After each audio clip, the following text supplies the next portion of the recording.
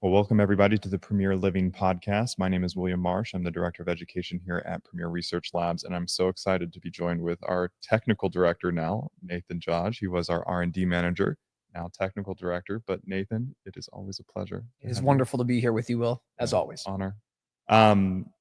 We are wanting to really go into the topic of why supplements are a requirement in this day and age. I think it's something really important. We are a dietary supplement manufacturer. We're not just trying to do this topic because we are a manufacturer of dietary supplements. It's really because people need to understand the quality of food that they're eating and how, with agricultural policies and really where the state of the world is today. And, we talk about lifestyle strategies or life facets of lifestyle that impact consumers.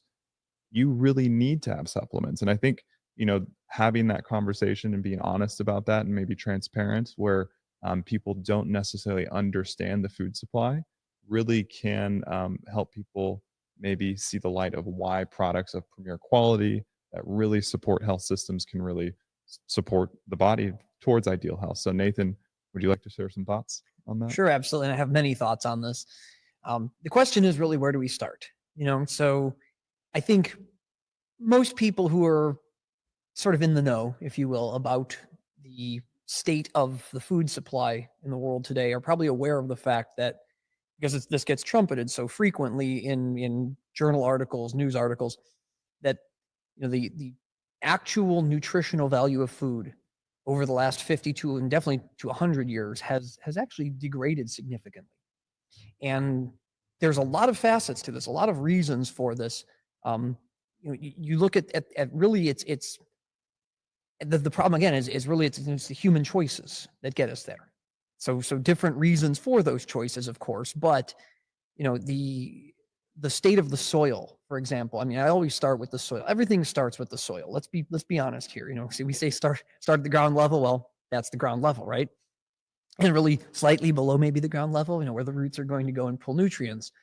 And if you look at the quality of soils around the world, I've seen a number of figures on this, but basically they all fall around this number that something like more than 50% of soils across the world are essentially depleted of nutrients. They're in a dangerous state.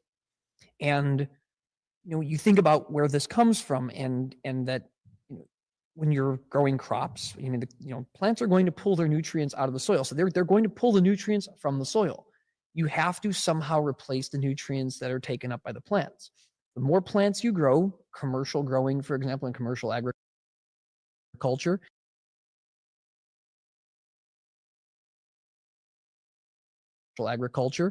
the more nutrients those plants are going to pull out of the soil, so the less nutrients will be available. Well, of course, in the last 100 years or so, we've gone to chemical fertilization. And strictly speaking, chemical fertilization, so you look at things what you buy on the shelf that has an NPK value, for example, nitrogen, phosphorus, potassium. Those are only 3 nutrients. And yes, while they're incredibly important to the growth of a plant, you have to think that those three nutrients are not supplying everything else. Yeah, so maybe for the audience, defining what's going to start to be missing in the soil. Right. So think about that you're using these chemical fertilizers. They're really just giving these 3, and they're just ions essentially. So these 3 compounds that are providing ions to the plant to further its growth. But if you're only putting those 3 nutrients back in the soil every time you grow, eventually everything else. So think that soil is this rich mix of nutrients. Think about that. There's minerals in it. There are organic compounds that plants need to survive as well. Not to mention there's commensal microorganisms, bacteria, fungus, all of these things living in this rich ecosystem that provide other compounds to the plant. I mean, metabolites from the bacteria, from yeast, from other microorganisms go into the plant. The plant sucks them up through the roots, through the vacuoles. It goes into the rest of the plant, the leaf, the stem. These chemicals get changed, metabolized by the plant. So it's this continuing cycle of chemical production and alteration that provides this host of, in many cases, thousands of compounds. But if your soil is depleted, if your plants have grown and they've sucked up some nutrients, and then you go ahead and you clear them out and you throw down some fertilizer, some chemical fertilizer that's only providing nitrogen, phosphorus, potassium. And again, these nutrients that they're putting in, or rather these minerals they're putting in, typically speaking, again, they're inorganics. So these are crystalline compounds that you're not probably going to normally find in high content in a soil. They're being put in, and so they're not providing anything additional. Nothing to feed those bacteria and those yeasts and other fungi that are growing beneath the surface. So they're being depleted of their nutrients as well. And so the next round of plants that you grow has even less of these naturally occurring compounds to suck up into its structure, and then when harvested provide that as nutrients to whoever's consuming it. And this cycle continues over and over and over again. So eventually you basically have nothing left in that soil. If you're not putting anything back to replace all these other chemicals, those things are just going to be gone for the most part. Yeah, some will find their way back. It does happen. I mean, obviously, you have let's see, movement of soils, you have deposition, you have rainfall that moves things, but that is minimal. So in the end, you have to find a way to replace those nutrients. Now, there's a number of ways to do this, of course, but even organic fertilizers, which typically contain many more of these compounds, even those are not usually enough to really fully replace what has been lost. So because of this, as I stated before, and again, as is very apparent and very well known, the overall quality of soils has been just deteriorating over the last 100 or so years. And then, of course, that means that the food supply, which needs those nutrients from the soil, is also deteriorating. So what are the practical implications of this depleted food supply that we're now experiencing? Well, I mean, probably the things you see the most when you look at the studies that have been done, comparing nutritive value over the last 50, 60 years, right? You see pretty profound decreases in things like vitamin C, vitamin A, calcium, actually, some of the B vitamins. These numbers have been steadily decreasing to the point where, again, in some cases, you're seeing, 15, 20% differences just in 50 years in those compounds. And when you really think about it, think about how important things like vitamin A and vitamin C really are. I remember when I was a child that vitamin C was still very much everyone should be taking some extra vitamin C, whatever. But we don't think about the vitamin C content of foods themselves. And if you really do consider that, think about how getting your vitamin C from a plant-based format is so much better than, eating one of those stick packs of ascorbic acid. I would much rather eat berries and citrus fruit and greens to get my vitamin C than have to take in a synthetic vitamin just because I can no longer get that from my food. Well, maybe for the audience, because we have a wonderful vitamin C that's sourced from amla fruit, and maybe help people understand what happens when you get vitamin C from a whole food source, right? And all the different cofactors and everything that goes with that. Sure. So again, when you think about the way vitamin C is found in a plant, the vitamin C is not just there by itself. It's not like you took orange juice and you squeezed the orange and there was vitamin C and water in there. Obviously not. There's a lot of other phytonutrients that occur in the plant matrix that are brought along with that vitamin C.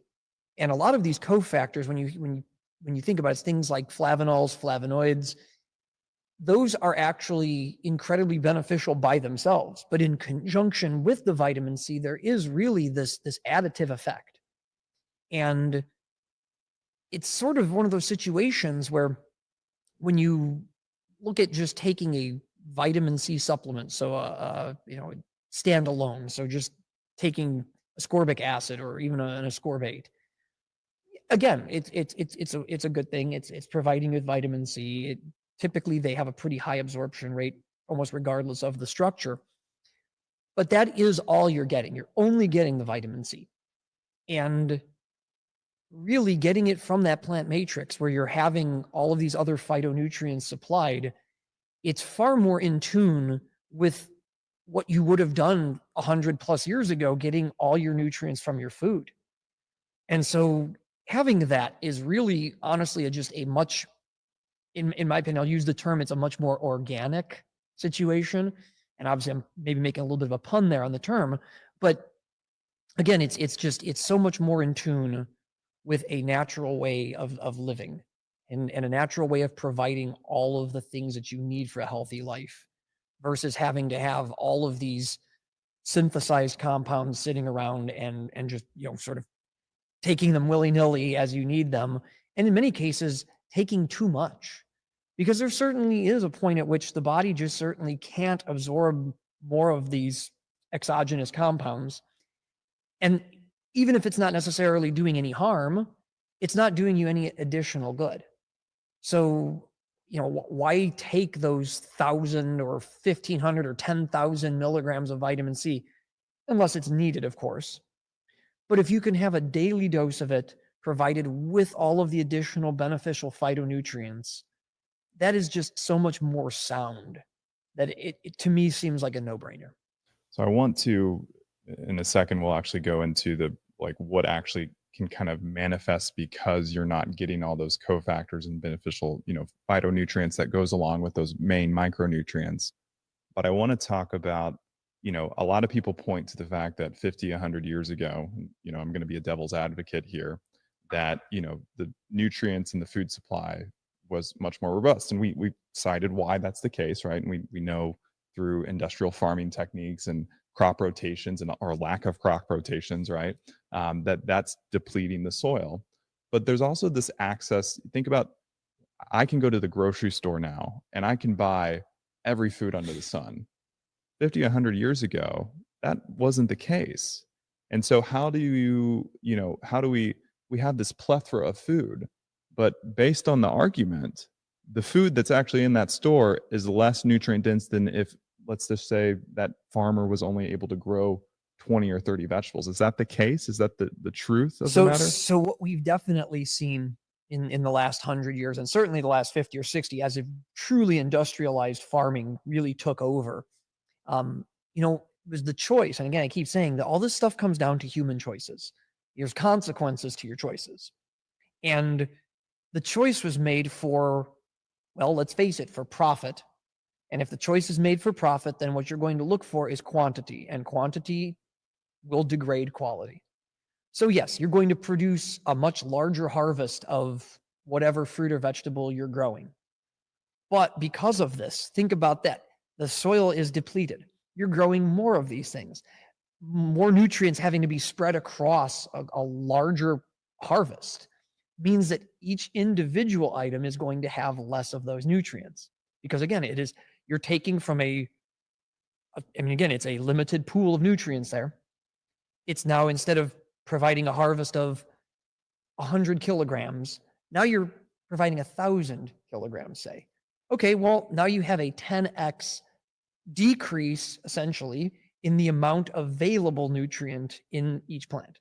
And that's the situation we face. And then, as I said, if you're not replacing those nutrients, then the next time you do this, that even gets degraded more. So it's that number is shrinking and shrinking and shrinking until what you're providing, there's nutrients there, but it's nowhere near what you would have had with a very healthy soil, a soil that was meant to support a certain amount of growth, rather than essentially being conditioned, if you will, to support the growth of more plants that are not necessarily growing well.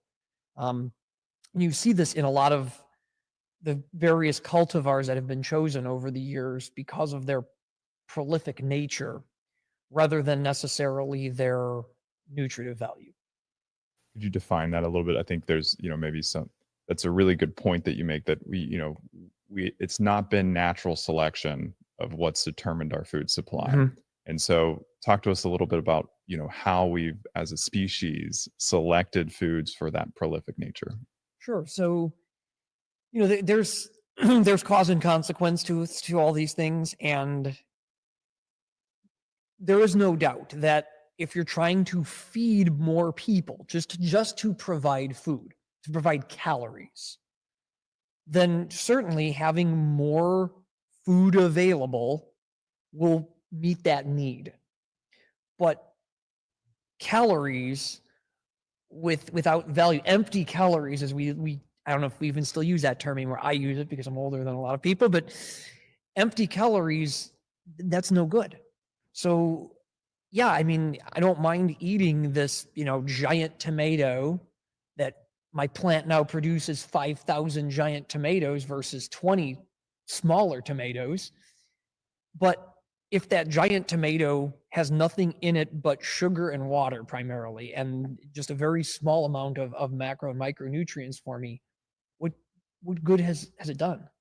That smaller tomato is going to provide me with a lot of vitamin C, a lot of vitamin A, a lot of lycopene. So it was going to give me better nutritive value. It's not that I don't need calories. Certainly I do. But there has to be that balance. You have to make sure you're getting the calories required to meet your energetic needs, but you also have to be getting the micro and macronutrients that provide the body with all of the other things that it needs, because you just don't need energy. You need to have cellular repair. You need to have the ability to produce enough of your own inherent proteins and enzymes, and they require coenzymes, and all of these things get provided with the richer diet that's high in nutritive value. Otherwise, I mean, we would all just move to a synthetic diet where we just have a generic amino acid, we have generic synthetic vitamins, and it becomes this very dystopian future, in my opinion, and it's kind of scary. I would prefer to have healthy, delicious food over being forced essentially to say, no, everything I'm going to get is going to be provided by some sort of powder that they're going to mix into a drink for me, and I'm going to drink this daily, and it just keeps my body functioning rather than functioning optimally. Yeah, it's really that. It's really what makes the difference between that just baseline, I'm moving through life and I'm okay, versus thriving and having that radiant health Correct. potential. What, having this like food depleted experience, what does that maybe feel like? Because I think, there may be some listeners, and I know a lot of our practitioners are aware of this, right? But somebody listening to this may have never even conceptualized, the importance of why looking at even beyond organic, which we'll talk about why organic's enough, but what kind of manifests physiologically when you're not getting those cofactors and you're not getting all those beneficial additional nutrients that aren't just the micro minerals and the micronutrients and the macronutrients as well. So I think one of the best ways to do this, and I don't necessarily advocate this for everybody to do, but it is an interesting experiment if you haven't ever done this. So I've done this myself, and I find it really interesting. But if you do a fast, so a short one, 24 to 48 hours fast, and then when you start reintroducing the nutrients, doing it in a very molecular way. So starting with things like, I'm going to take an amino acid powder and I'm going to have that with a synthetic multivitamin. Try doing this and see how you feel. A good 24-hour fast is actually a wonderful feeling. Push it to the 48 hours, you get in that state where you really need to have some sort of nutrients put back in you. And it's almost like the feeling of getting an IV drip of saline when you're sick. You put these things in and it kind of brings you back, if you will, but you don't feel energetic. You don't feel, really the best way I can describe it is you just don't feel complete. You can function, but all you're able to do is function. You're able to get through what you need to get through. Try instead then doing the same fast, but after that, try introducing something like a broth instead of taking just amino acids and a multivitamin. Get a good broth, if possible, a bone broth, so that you're getting a good high quality protein with lots of vegetables in it, and then have that instead and compare the two feelings. It actually is profound. And so eating a depleted diet is very much like that. Yes, you can get through your day eating mass-produced food. It provides you the calories you need. But feeling optimal, being able to go out and perform at a high level, I can tell you right now, I can't do that. I could not eat just a, what I'll call the commercial diet and then be able to function optimally. As an athlete, I can't do that. I mean, sure, you look at what they push, dietarily speaking, and I can't go out and eat a cheeseburger and fries and then go compete in mixed martial arts. I can tell you right now that won't happen. But I can definitely eat some fresh vegetables. I can eat a good, clean serving of protein, and then I can go compete and I can feel perfectly fine. Well, I would argue that mass-produced burger and fries probably isn't the one that would actually provide a level of support. But if you are getting truly nutrient dense, you were doing a blend of meat. And that's just it. Right? But think about that. What's available quickly is typically something that is mass-produced. Even going to the grocery store. Now, thankfully, in the last few years, there have been a lot more grocery stores trying to obtain as much as possible some, I'll call it sometimes boutique nonetheless, but these smaller farmed, higher nutrient value foods. So I'm glad that there are places that do that. Don't get me wrong. I think it's wonderful. But most people in the world don't have access to that. And certainly even in the United States, those kind of markets are not in every neighborhood, not even close. And so what you're left with is the mass-produced options, if there's even a good grocery store near you, or you're basically subjected to fast food, pre-prepared, indefinite shelf life preserved things. And you know that those are not going to provide the nutritive value you need. They will not. But that's what's available. So, again, people really have to be aware that supplementation is very quickly becoming an absolute necessity for so many people, because so many people don't have access to food with high nutritive value. Well, and I think what we're really getting at is that level of resiliency in the body. And I think, this is where when we look at drivers of chronic disease and, when we look at an aging population and people that want to live longer than ever than in the history of humanity, right? You have to have those iterative nutrient layers that it comes from a whole food matrix, but a pristine whole food matrix at that really creates allows the body to have optimal function. And really, when the body's stress tested, right, it has that kind of the rebound layer from all the nutrients that come from a really good healthy diet, along with what's really now the requirement, which is supplements. And what's really beautiful is we here at Premier Research Labs, we do the whole food, like we're so big on whole food matrices. And maybe for the audience, defining even in our supplements how we define quality to really further support that narrative of whole foods. Would you be willing to share? Yeah, sure. So obviously, when I think about some of the offerings that Premier Research Labs actually has, I think about things like our multivitamin, for example. It's a plant-based multivitamin. It is providing not just the vitamins that you see, A, E, D, K, C, the B vitamins, a whole host of B vitamins. It's providing very specific forms of those vitamins, so non-synthetic forms. And again, we can get into the whole laundry list of why certain synthetic vitamins are actually not necessarily particularly beneficial. But not only is it providing the natural forms of those vitamins, but again, it's providing other phytonutrients. It's providing, again, we make sure that we put in a whole host of minerals in there as well to support that aren't, again, just your calcium carbonate, for example. And when you think about that too, and I'm getting into a bit of a tangent here, I suppose, but you also have to think about how a supplement is crafted in terms of what's being put in as an excipient, because so many of them have excipients in them.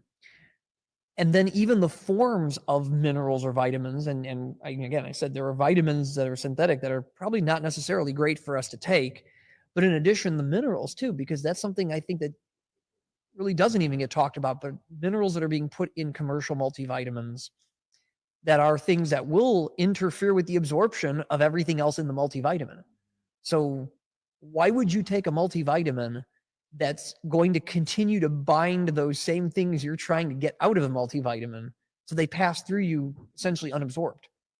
You want something that is going to be absorbed, well, digested and absorbed, but nonetheless absorbed properly by the body and available then to be used. So again, we are very particular in our choice of the minerals that we see in there. So if it's something that isn't occurring naturally in that plant matrix and we're going to put some minerals in, for example, our peat blend, we want to make sure that it's something that's not going to interfere with the absorption of the other nutrients. So it's a multivitamin that's really crafted specifically to meet this laundry list, if you will, of things that need to be touched on. You need to have basically, you need to have the correct amounts of these nutrients. So we make sure that that's there. We make sure that being plant derived, that they're there in their natural form. We then assure, as being plant-based, that you're going to get the other phytonutrients. Then we make sure that there's no interference with absorption. So if you can provide all of those things and provide them in a clean source, making sure that these things are tested for things like heavy metals, for mycotoxins, then you're also providing that last layer, which is making sure that it's completely safe and clean. If you can hit all of those, that's a good multivitamin. But as far as I've seen on the market, there's not a lot like that. And certainly when you get into the synthetics, you see these reports that are being published where they actually look at the mass-produced multivitamins and they see that these things may be providing nutrients, but a lot of them have high heavy metals. So they're not even necessarily giving you a full benefit if they're poisoning you too. So catch-22, right, in that scenario. Well, would you argue, given the current food supply, I think most people, and this is seen in industry trends, consumers are, I think, quasi-aware, right, of the need for filling the gap that comes from, not nutrient-dense food, or, everybody has a quasi mess up day, right, or cheat day, right, where you don't get the best diet. And so can we talk about The Rock? Can we talk about The Rock and his coronary artery disease and why his cheat days probably aren't the best move? I'm just saying. Truth, we could, but it's sorry, Dwayne. I still love you, man. If you are watching this, I got your back. With this, consumers are buying multivitamins, right? I think, over 3/4 of Americans have a multivitamin in their cabinet, right? Hopefully it's not, some of those multivitamins we won't name that, synthetics, heavy metal, toxin compromised.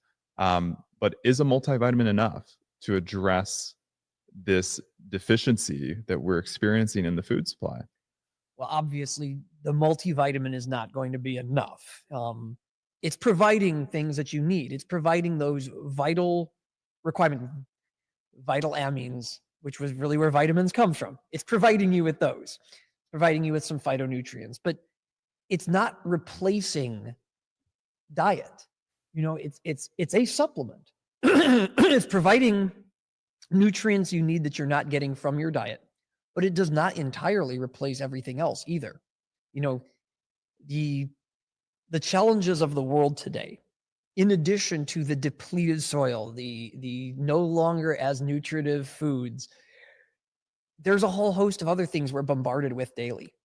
We are exposed to toxins that 100 years ago did not exist, literally did not exist. And this is in the food supply. It's everywhere, but it's in the food supply too.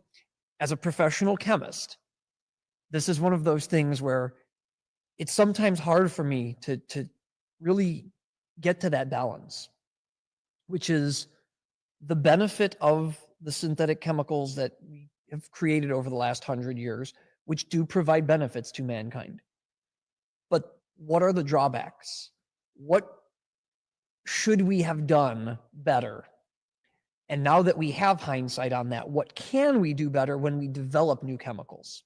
Yeah, I mean, and this is, I think, a really good tangent to maybe explore a little bit, because a lot of the chemicals that we've developed in the last 100 years, they shift the scales of the physiological system very dramatically, right? And they cause dramatic changes, which for our listeners maybe help them understand why that's not that beneficial. Right. I don't even know where to start on this, because there are so many things that we've developed in the last 100 years that didn't exist prior. And so humans never would have been exposed to them at all prior to that. And I guess some of the ones that I'm thinking of currently, and obviously there's so many that are in the headlines right now. I mean, PFAS is the one, polyfluorinated alkylated substances. These compounds, their intention and the reason they were wonders when they were created is because of their ability to resist heat, to extinguish fires, to prevent sticking of materials. If not for things like PFAS, a lot of the medical devices, and specifically things that are more along the lines of intravenous delivery devices, could not have existed. That provided us with that ability. It also provided us with the ability to make products that otherwise couldn't have been made. And they're amazing chemicals. The problem is, in our excitement about chemicals and things that they can do, we often overlook the consequences of our actions. As I said before, it's just like with the soil depletion. We get so excited about these higher yielding fruits or vegetables that we forget there's probably something that's going to be a consequence for that choice. Well, the problem with things like PFAS is, once they actually get absorbed into the human body, they interact with a number of systems. They interact with the immune system. They interact with our hormones. And they can cause incredible imbalances, especially in high amounts. And some people get exposed to very high amounts of these chemicals. And basically everybody in the world at this point has probably been exposed, at least anyone in the developed world has been exposed to these chemicals. They're in our systems right now. They keep running these tests. They pull blood from people and they find PFAS in human blood. Plastics in general, another thing that we have to deal with, which, no one ever would have thought 80 years ago that the plastic they were using was breaking down into billions of tiny, tiny, tiny little pieces, microscopic pieces, microplastics, nanoplastics, tiny little fragments, essentially, of the molecule. I mean, chains of the molecules, but very small pieces that would end up in the human body. And they become ubiquitous in the environment because they're so small that they can get carried by just about any means possible. And they end up in water. And then that water ends up in a field full of crops. And they're so small that they get taken up by the plants. And now they're in the plant tissue. And now you eat the plant tissue. Guess what? Now you have plastics inside you. You breathe them in because they're so small they can be carried in the air. You drink water, that same water that had them in them, now it's in you. You're getting exposed to these. And microplastics, essentially, and nanoplastics are being shown to do other similar things to what PFAS do. You see a lot of interaction with hormones and hormone receptors. You see interactions with the immune system. The list just keeps growing by the day. And so if you're being exposed to these things through the food that you're eating, in addition to everywhere else, your body is being so heavily bombarded by toxins, which is what they really are. They're toxins. And your body is being bombarded so much that, again, it's not enough. A multivitamin is not going to fix or help counteract any of that. You may have enough phytonutrients in there to do some things, but you still need to have more phytonutrients in your body, other things, because, again, what's in the multi is not going to address every system. We know that. So now the question is, okay, what can someone do to try to decrease the absorption of these compounds? Because really, that's your first step, right? What's already in the system, to try to get it out can be very difficult. but can you prevent more from getting into your system, more from being absorbed by the body? And yes, you can. There's actually a number of proven ways to prevent PFAS and microplastics and things like that from actually being absorbed by the body. And one of those is something that we talk about quite a bit here at PRL, and that is bentonite clays, montmorillonite clays, clays that have adsorptive properties so that when they're ingested, they actually bind to those compounds and prevent them from being absorbed into the body. And that's really a wonderful thing, because you think about it, these clays are incredibly non-toxic. They're incredibly inert in terms of what they themselves do into the body. But they're able to bind these toxins so that you don't absorb them in your intestinal lumina and they don't get into your bloodstream.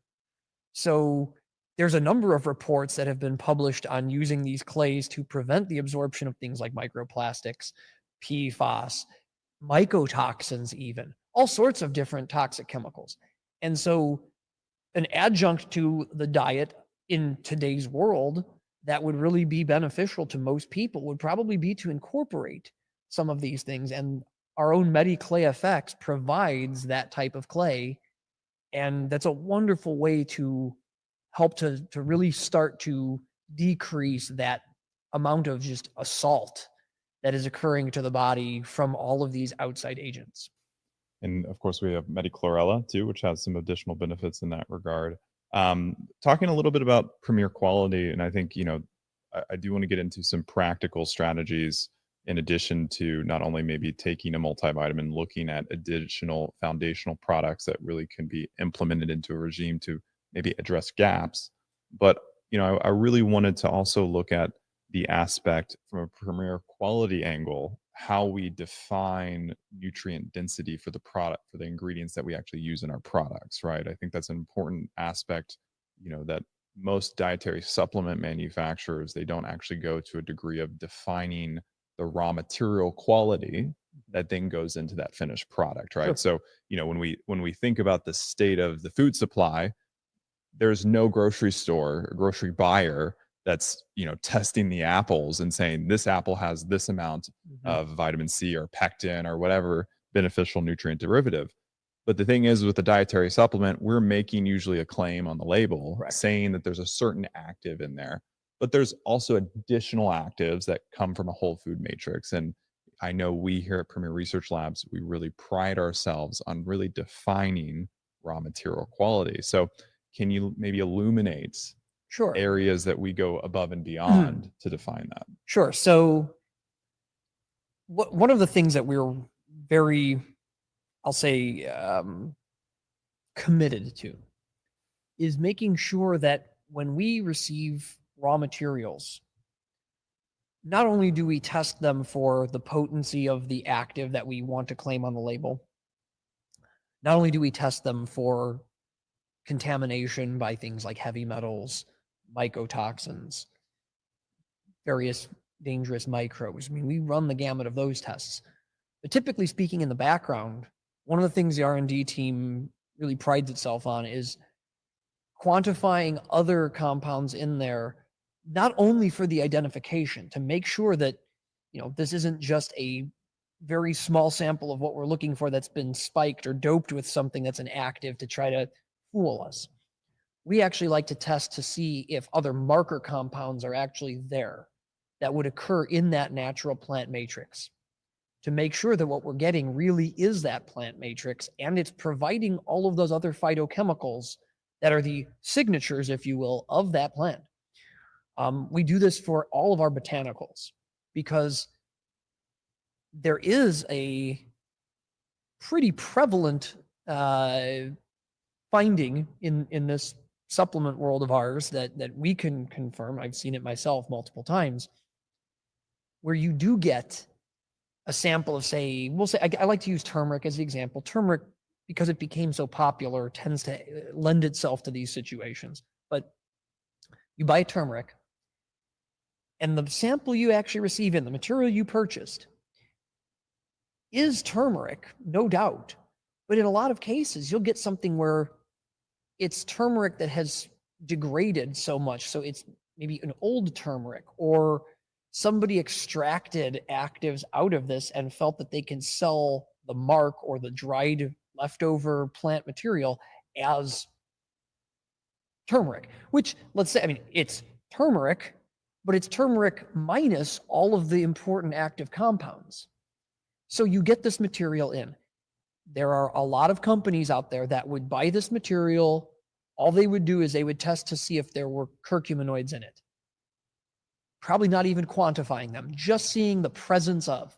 Well, a lot of these companies will extract and they will just dope a little bit, just enough so that they know if someone runs an HPLC analysis on it, that they're going to find some curcuminoids.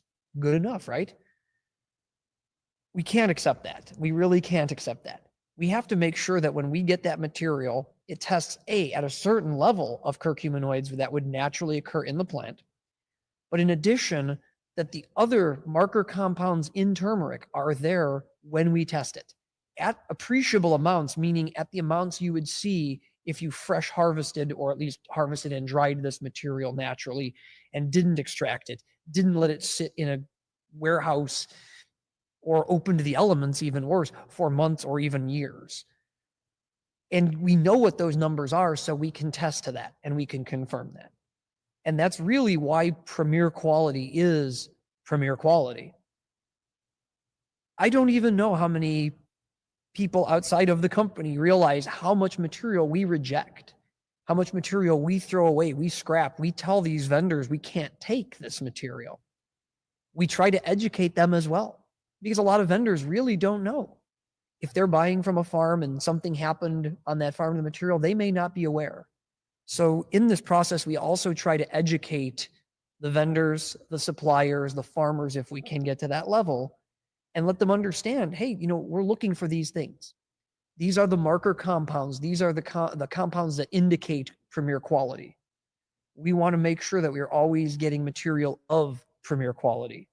And so that's our ethos. That's our guiding principle. And that's really what Dr. Marshall intended for our company. Yeah, it really is the resounding statement of like what our mission and intention is. And I think, it is a scary thing. Once I started working here at Premier and the journey of Premier quality, it opened, my eye to just why, there is no true definition of nutrient quality in our food supply, honestly. And then you even take that to supplements and, that's a whole nother world, right? But, we really peel back the iterative layers of understanding the botanical compounds that we bring in. And I feel, that's the most important thing anybody that's working in the botanical industry really should be vigilant about. So kind of going back to the whole food paradigm and the food supply, talking practical strategies, right? We mentioned Mediclay, we mentioned having a really good multivitamin. Where else can, a consumer or health professionals listening in really drive results with clients that may not have access to shopping at, really, farmers markets or really good grocery stores that carry really good produce? How else can a consumer or a health professional really take charge of the nutrient density of the foods that they're eating? So one thing I definitely wanted to touch on, because this really sort of opens that door, is fermented foods. One of the guiding principles that Dr. Marshall also had was the benefit of incorporating fermented foods into the diet. And fermented foods offer so many benefits. And it's amazing that now mainstream nutrition advocates are finally really catching on to this just in the last few years. But fermented foods have this plethora of benefits that they offer to the consumer. And that's everything from the pre-digestion and this initial breakdown of starting material. You see it particularly in plant matrices, where this breakdown by bacteria and other microorganisms, fermentation will actually allow for better access to the nutrients inside, because it's pre-digesting some of the cell wall structure that isn't necessarily providing benefit. I mean, it's providing fiber, but a lot of the cell wall structure essentially is not nutritive to a human. But by breaking down that cellular structure further, the fermentation process allows access to what's inside that structure. And that's what's important. So it provides a more readily available source of the nutrients. In addition, you get the beneficial compounds that are produced as postbiotics by those same bacteria and fungus or whatever you may have been using in your fermentation media. Here we pride ourselves on bacterial fermentation, obviously, and bacteria produce this host of interesting compounds that are beneficial as postbiotics. But if you're going to really try to maximize the effect of the food that you're getting, especially if it's something, when you look at it, okay, fermented foods, so fermentation process, but fermented foods are very shelf stable. And they're essentially, it's a way of preserving foods. But it's so interesting that not only do they preserve that food, but they actually enhance, in many cases, the nutrient density, and they also make the nutrients more bioavailable. So again, who wouldn't want to have that combination? To me, that seems like the ultimate combination, actually. I can get this host of other compounds that weren't even in the food to begin with, and now I have more nutrients in that, while providing something that still has its innate nutrients from the plant. So something like our fermented turmeric and ginger, for example, or our fermented greens, is providing the benefits not only of the turmeric and the ginger or the greens, but it's providing those postbiotics produced in the fermentation process. So again, you're getting more nutrients than you would have gotten otherwise, and it's in a convenient format as well. So again, I've always been an advocate for fermented foods. And if you can add fermented foods to your diet, along with, if you need a multivitamin to provide things you're not getting there, you've got a multi, you've got fermented foods, trying to be very educated and aware of the other foods that you are taking in. Top that off with some clay, Medi-clay, to prevent the absorption of harmful compounds that, again, we're being bombarded with daily. And you're really getting a recipe for more success in life. And that's one of those wonderful things that I think Premier Research Labs does so well, is not just providing fermented options, but also trying to educate about why the fermented option is beneficial and why you might be getting something more from that than you would be getting just from taking a turmeric or a ginger, as a supplement. Yeah, I agree. And we also keep in mind, a lot of the products that we offer allow for the body's physiological systems to operate more efficiently, right? So, you talk about organ gland systems and how are they ideally nourished to perform certain functions in the body, right? And so this is where botanicals and herbals that target very specific areas of the body come into play, because we're providing key nutrient derivatives that those particular cells may need to thrive, right?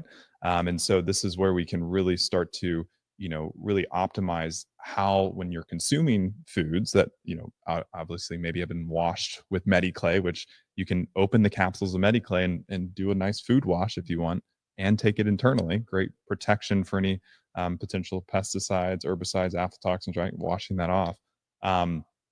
But also we can help optimize how the body's then utilizing those nutrients, because we have additional products that can help to really support appropriate action of certain organ gland systems, right? Which I think is beautiful, right? That Yes. creates harmony, right? Oh, yes. Is there any other products that you really like to recommend or bring awareness around in the Premier Research Labs line that, really fit into the kind of this paradigm of addressing? Wow. I mean, this there's food just supply? so many. There are so many here. I'm such an advocate for taking it as close to whole food as possible anyway, that one of the things that I really enjoy about our products, and the one that we've sort of talked about a little bit in recent podcasts here. We just introduced it in a much larger container, which is great because it can be used daily. And typically people will use a larger dose, is the whey protein. It has become so difficult to find an organic whey protein. It's amazing that, for something that was seen 10 to 15, maybe 20 years ago as this, that the whey protein was essentially something you'd find really only in a health food store. You wouldn't find it on your major shelves in a big box supermarket. That now you find whey protein everywhere.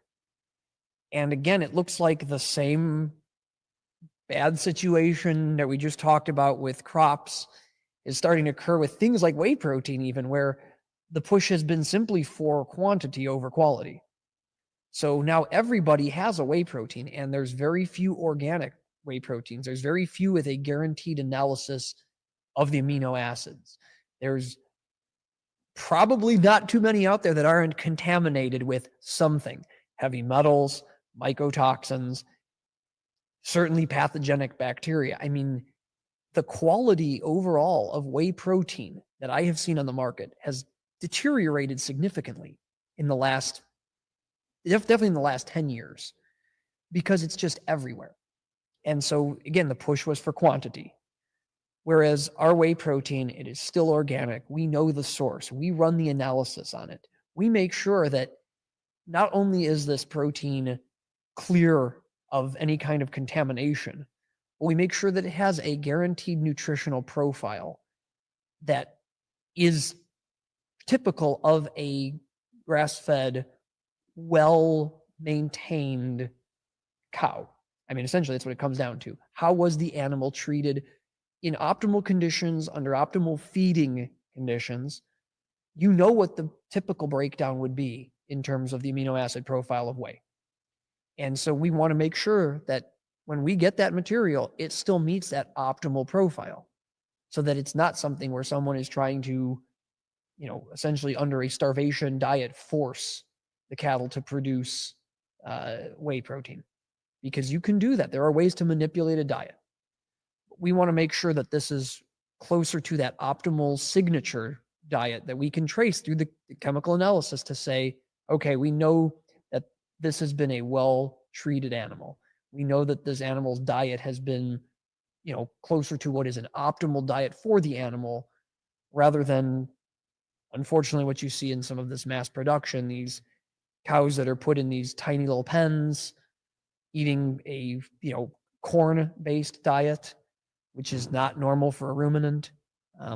All of these things that are just really, in the end, very sad, and which are degrading to the animal and to humans. And in the end, it's really just, it's a shame to see those sorts of things, and to see that there's this lack of respect for the entire system overall, and in the name of profit.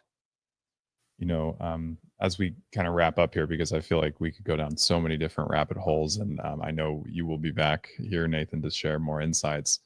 How can consumers, health professionals listening in, really start to help to shift policy, help to shift kind of how big food is engaged in the growing of food and our food supply? What can an average consumer do to really start to manifest change in the world today, so that 50 years from now we're not eating the slurry of vitamins? Like our food supply is not just from a tube. Mm-hmm. It's still grown from Mother Earth, and it's really providing that pristine source of nourishment and nutrient profile that really creates resiliency that we've talked about. So I can think of 3 really great ways that people can sort of get involved in this. The first way, I think, is the sort of, maybe it's a little more of a canned response, but I still think it's incredibly important, which is advocate as much as possible with your representatives in government. As everyone knows, government tends to listen to the loudest voice in the room. And unfortunately, the loudest voice in the room right now is the voice that comes along with the biggest suitcase full of cash. And let's face it, that's the fact. They are the loudest voice in the room. They have the most people in Washington lobbying for them, and that's big agra. And so being the voice that you can, your community, to your representatives, to make sure that you can get as much noise made in Washington, at your local level, in the state, whatever, as much as you can, advocate for a clean, healthy food supply. This is the time to do it. This is the time to do it. It looks like there's some movement right now in that direction, which, again, I think this is a really opportune time for us. And maybe in many ways, this is, if we don't act now, we could be in big trouble. And that includes things that are tangential, specifically say, okay, the food supply is one thing. We didn't even touch on the effect of climate change on the food supply. This could be an entire podcast on its own, so I'm not going to get into it right now. But there's a very detrimental effect to increasing CO2 on the nutritive value in foods. So advocate as well for, as much as you can, advocate for control of climate change. There's a lot we can do individually, and there's a lot you can do as being a voice to try to push for that as well in legislation, because we really need to try to control this climate condition that we're facing right now as much as we can. So that was my first thing. Advocate. 2, use your purchasing power. When you are buying, buy those things from high quality producers. Buy the highest quality, highest nutritional food that you can. A lot of this requires, unfortunately, educating yourself as much as possible too. But if you can and you have that ability, and practitioners, I speak to practitioners here because you are the ones who are educated. Use your purchasing power. Inform your patients to use their purchasing power as well. The more you drive to that small producer, high quality food, as the money goes there, so people will open their eyes. So continue pushing in that direction.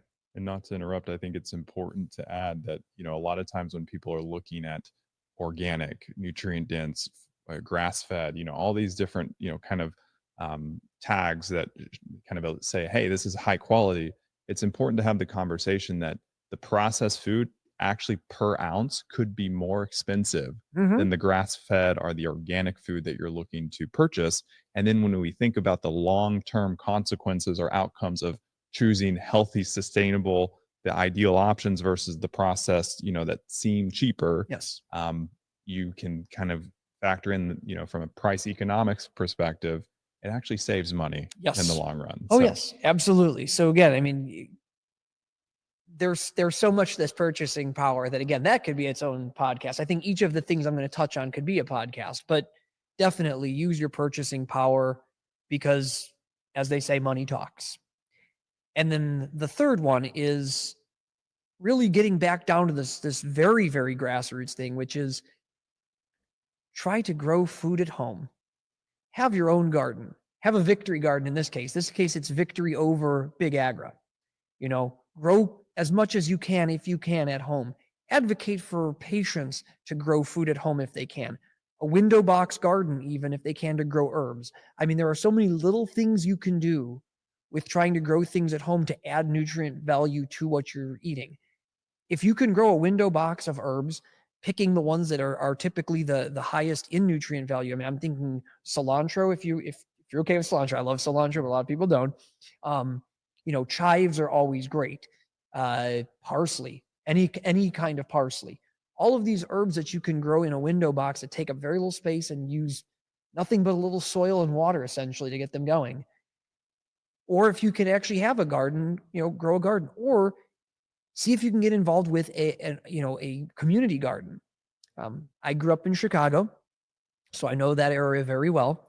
And one of the things that was really being pushed right around the time when I left Chicago was the idea of community gardens in underserved areas, taking over these abandoned lots where tenements had been ripped down and turning them into community gardens and being able to actually grow food right there in an urban environment, but growing food with, again, they were using organic soils. They were teaching people the process of growing healthful, nutritious food.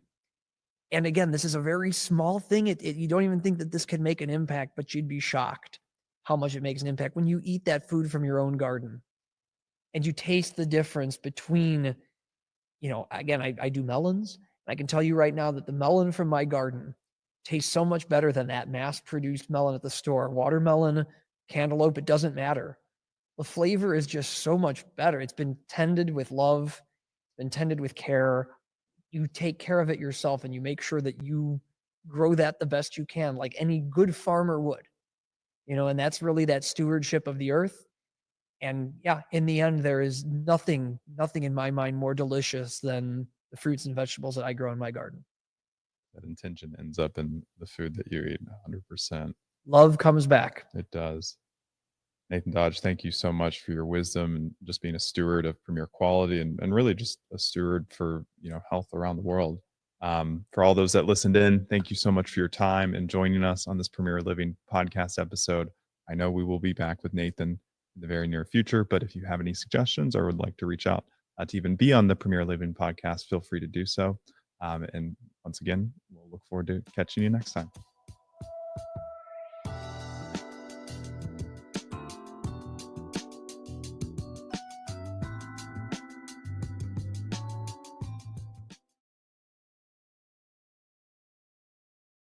Well, hello, everybody. My name is William Marsh. I'm the Director of Education here at Premier Research Labs, and I have a distinguished guest on the Premier Living podcast today who actually just led our staff here at Premier through a wonderful breathwork session. His name is Joseph Anu. He is the founder of Runga. He really led the growth of the Spartan Race enterprise, and he's changed lives across the globe with his live events. And I personally have attended one, and now I have him in the Premier Living podcast studio. So Joseph, thank you so much for joining. Thank you so much, William. And I was just thinking back to you in the ice bath at Runga. First time actually that long. That was an accomplishment and a feat. Yeah, it was amazing. So well, I want to first and foremost give our audience a little introduction to you, Joseph, because this is your first time ever in the Premier Research Labs ecosystem. And we're so grateful for your time and just your stewardship and like your commitment to health, honestly. And so maybe for our audience members, if you'd be willing to share your background, where you come from. Thank you so much. And I've been, I'm so happy to be here. I don't live far. It's taken me a while to get here, but I'm so glad to be here. And I was so impressed, William, with the tour of the facility, how you guys do things. I've worked with supplement companies for 20 years. And the quality you guys are bringing, the attention to detail is like something I didn't even know anybody did. Would you like to share like something that stood out to the audience? Well, just first of all, the amount of testing you're doing, if I'm a supplement company and I trust my distributor, I'm not going to test every box of stuff that comes in. I'm just going to take the ashwagandha and toss it in my pill, So I think testing every single box was one thing that like, wow. Mm-hmm.